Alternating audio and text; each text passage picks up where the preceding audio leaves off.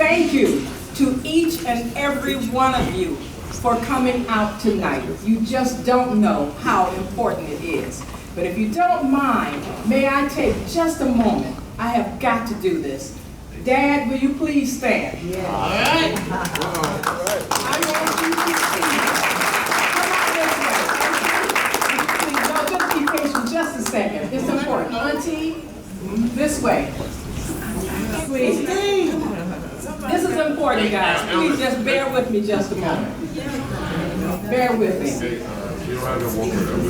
Oh, Lord. I don't have to say anything. Okay. Ladies and gentlemen, I have got to introduce you to my 92 years young father, his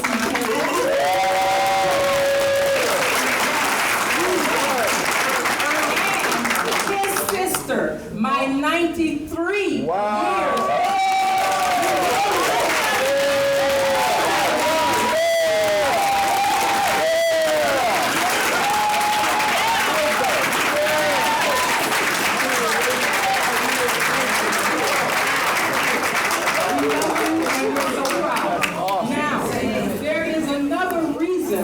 That I had asked them to come up because I kind of want to tie that in to tonight's speech. And I want to say thank you to my husband, Felix. He's the light of the party. My son, Alejandro. My brother, Elvis. My mother was in love with Elvis Presley. And she named her son, her only son, Elvis. My sister, Shirley, she's back there and her husband, Ralph. My best friends, Eli and Wanda Badillo, they came all the way in to visit with us. And of course, everybody else that I love, I don't have time to say them all. Okay, when I was writing this speech, and I was thinking about it, this is Black History Month. Yes. Black History Month, so we have got to cover that topic. And when I was writing it, I went, you're not good at a speech if you can't make people think. That's right. The purpose of a speech is not always to make you happy unless you're doing what you heard Zephyrin say, a motivational speaker. I do that too, but that is not tonight's speech. So I want you to, honey, go rev up the engine in case I have to make a quick exit after this speech. Just rev it up. But anyway, we're talking about Paradise Found. And I promise this isn't long, but it's a little different, It is said that a journey of 1,000 miles starts with one step. For Black people in America, this journey has been a paradox, let's be honest.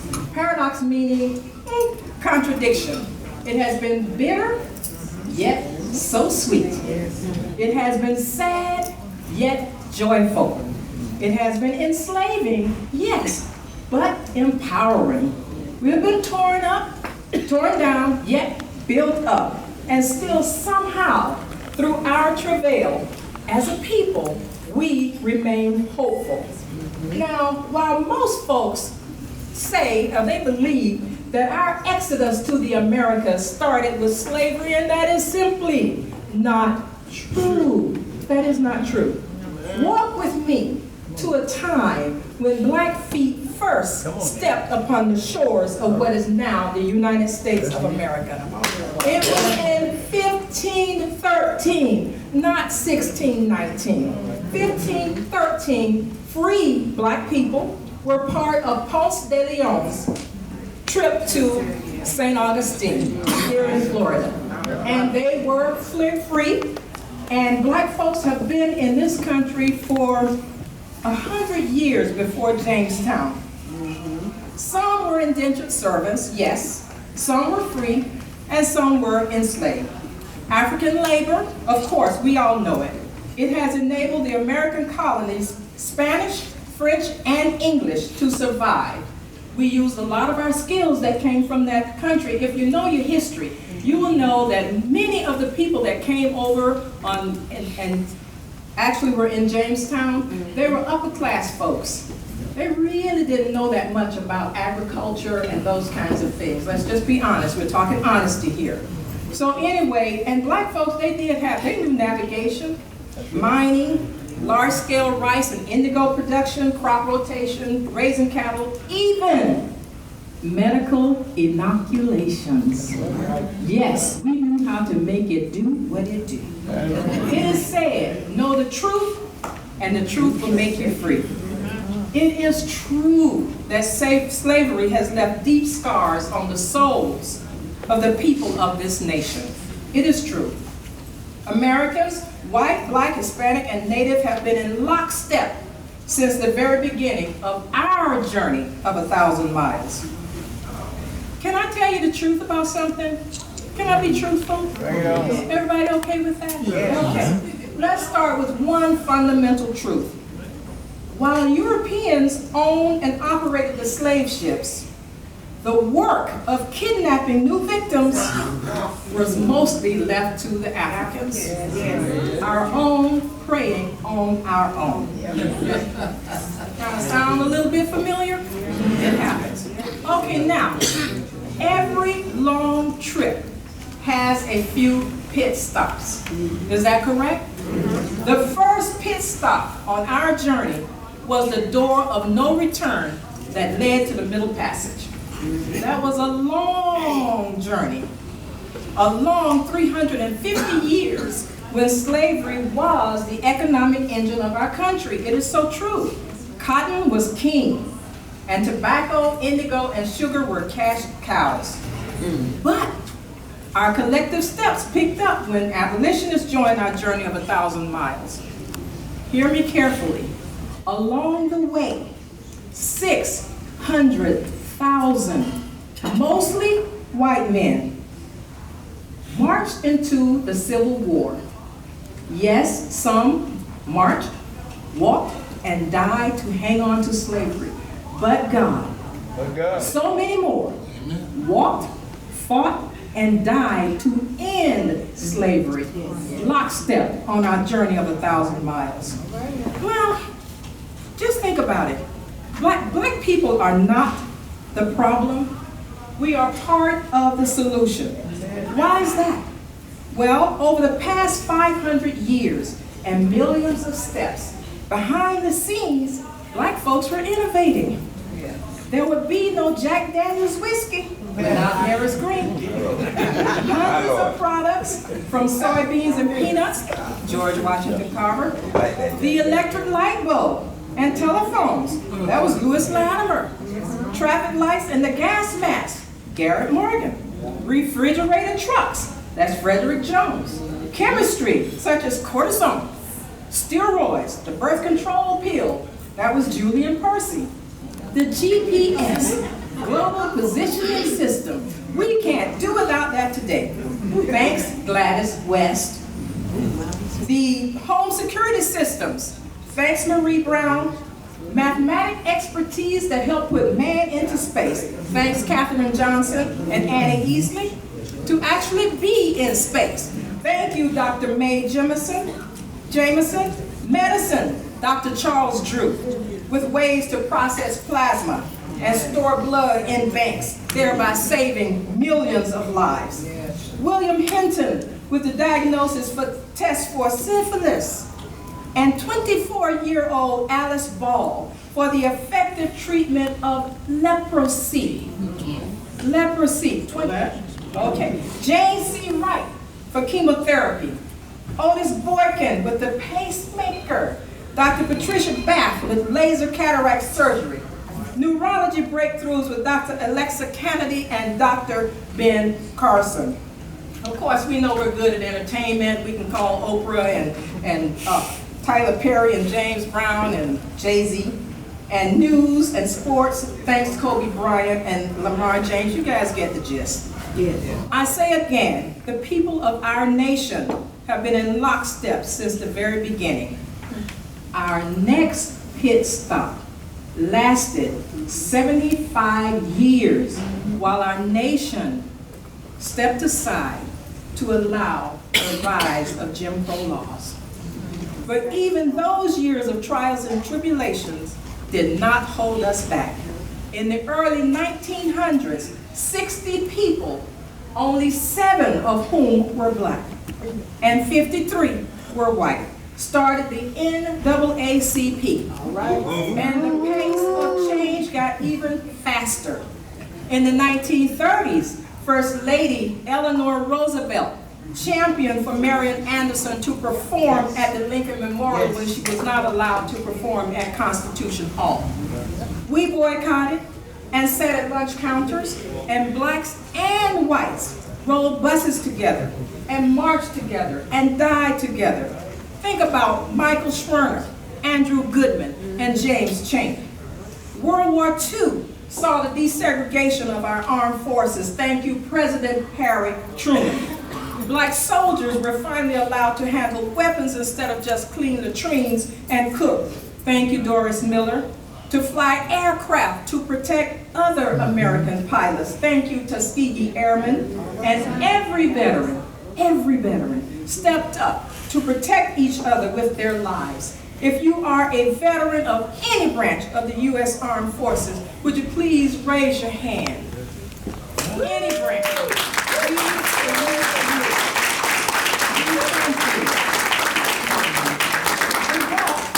The walk continued, and America truly became a democracy. And we eventually gained desegregation for all. Thank you, President Dwight Eisenhower. Civil rights for all. Thank you, Dr. Martin Luther King Jr. Fair housing and voting rights for all. Thank you, President Lyndon Johnson. The right to marry who we wanted. Thank you, Richard and Mildred Loving. And protection for the disabled of all races. Thank you, President George H. Bush. And on September 11th, a few days after, thank you, President George H.W. Bush. He led the nation through the 102 minutes that changed the world. Then, in 2008, millions of footsteps, black, white, and other, walked to elect the first African American to the highest office in the land. And he led us through a recession, President Barack Obama, and ensured that we had insurance for all, and helped us with our economic situation. And to add to that, and building on that legacy, you guys know I tell the truth, building on that legacy, President Donald H. Trump, he gave the tax cuts, and we're now heading toward an even stronger economy. You have to give credit where credit is due. You have to do it. Our forefathers could not imagine the lives we live today. Even my aunt and my dad, at 92 and 93 years of age, I'm quite sure they could not imagine the things that they are seeing today. In the last 60 years alone, there are more black millionaires, billionaires, college graduates, and black businesses than we ever thought possible. Yes. We are represented at every level in business, politics, science, medicine, technology, sports, aerospace, finance, and entertainment. Yet, the journey of 1,000 miles continues. There is a new pit stop along the way that is more subtle and therefore more menacing. It is the spirit of fear. Why? Because it dwells in each of us. It raises its ugly head anytime you blame others and say what they should do and do nothing yourself. It raises its ugly head if you don't like someone because they look different or they vote different from you. When you let your success go to your head and won't help others, reach back, pull up, and bring forward to achieve the same things that you have achieved. It raises its ugly head when you don't acknowledge that the playing field is not level. But worse yet, when you use the unlevel playing field as an excuse not to try to do better. Now, we're in a time where technology and the internet, that fear and anger is manifesting itself in so many ways. Society has been hijacked by the bootleg, the jackleg, and the misleg. Morality has kicked over the traces. Rationality and reason is paralyzed. Civility is on life support. And the truth is a prisoner of war. As we take the next step on this journey of 1,000 miles, remember, history will eventually reveal all. Also, remember that the people that walked before us had to climb a much steeper hill. We, collectively, are in a much better place and can do so much more. If you think there is police brutality, join the police force and change things. If you think there are no jobs, open your own business and hire somebody. If you don't like who is in office, don't just vote, but vote and run for office. And we've got some members here tonight that are doing just that. And we appreciate you because it is a sacrifice to run for office because you can't keep everybody happy. You cannot satisfy everyone, especially when they're on opposing sides, though all of them believe that they're doing it for the right reason, and that is because they have a love for this country, a love for the people, and a love for service. In closing, as we continue to walk forward on our 1,000-mile journey together, I want you to remember a few things. Can I still tell you the truth? Am I okay? Can I tell you the truth? Everybody's all right with me here? Okay. All right, very good. Okay. Now, unless you are indigenous or aboriginal or native to this country, including Hawaii, you are a hyphenated American. African American, Irish American, Italian American, European American, Spanish American, Japanese American, Mexican American, Filipino American, you get it. You're hyphenated. 2, change the narrative to shift the culture. If things are being negative, talk more positive. Talk with that person that believes something different from you and try to understand why. What motivates them? What makes them feel the way they do? And you might understand and you might change your mind. Number 3, you are more than a sum of your experience. And number 4, every day of your life, your action is writing your eulogy. So don't wait until you're there to think that people are going to talk about you because they're going to do it anyway. And number 5, perhaps the monster we fear has our face. Think about that. And look around this room. Look around this room.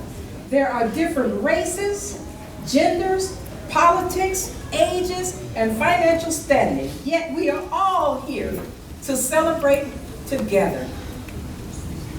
Think about that. To celebrate together. Why? Because there are things that unite us as a people. We believe in God. We believe in our nation. We believe in our Constitution. We believe in each other. And if, and I say again, if we believe our motto, one nation, under God, indivisible, with liberty and justice for all, if we believe in that, then paradise has been found. Beautiful.